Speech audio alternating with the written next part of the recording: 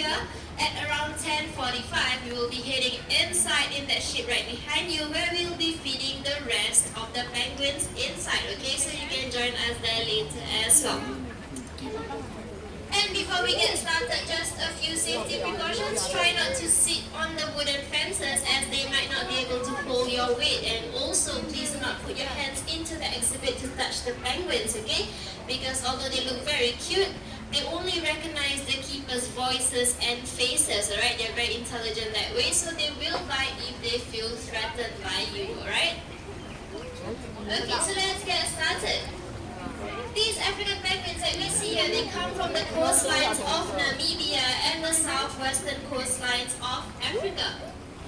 And I'm sure a lot of you here must be wondering how come these penguins are outdoors when the weather here in Singapore can get very hot. Well, that's because not all species of penguins come from these sub-Antarctic regions. And these African penguins, they're specially adapted to survive in very hot climates such as this. Where they come from in the wild, temperatures on land can even soar up to 40 degrees Celsius. So right here in Singapore, they're very comfortable with our weather. Which brings us to our next question. How exactly do these African penguins adapt to the hotter climates? Well, if you look at any one of them that we have over here, you will notice right above their eyes, all of them have this little pink strip of skin above both sides of their eyes. And that is known as their pink glands.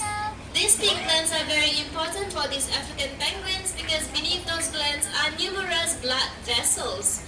So when the penguin is feeling very hot, you will notice that the pink glands, they get even brighter pink in color because the blood vessels beneath those glands are dilated, allowing the bird to lose heat to the surrounding air at a very fast rate, therefore very quickly cooling down their body temperatures.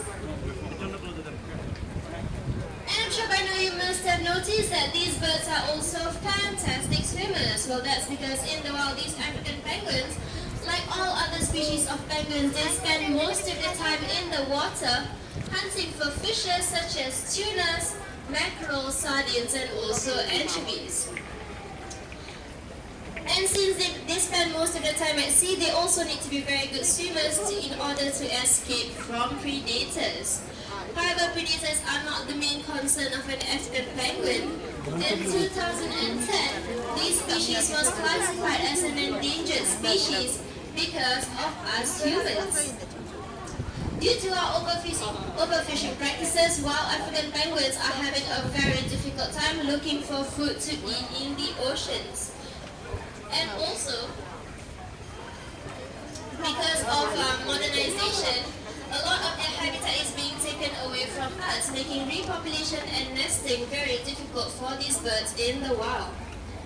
So what we do here in the Jurong Bird Park is that we're a very active breeding program where we try to breed and conserve these penguins. And in fact, we have a few of our very young ones in front of me. Right here is Cookie, this one here, and Cookie is a very young one at only 2 years old. The reason why Cookie is very special is because she was born and hand raised right here in the Jurong Bird Park itself in our breeding and research center. And if you look at the one coming over here, her name is Chocolate. And just like Cookie, Chocolate was also born right here in the Jurong Bird Park. Out of the 19 penguins that we have right here in the African penguin colony, 5 were actually born here in the park itself. And it's very easy for us to actually play our part for conservation. When we go to the supermarkets, we can also do our part to help these penguins out.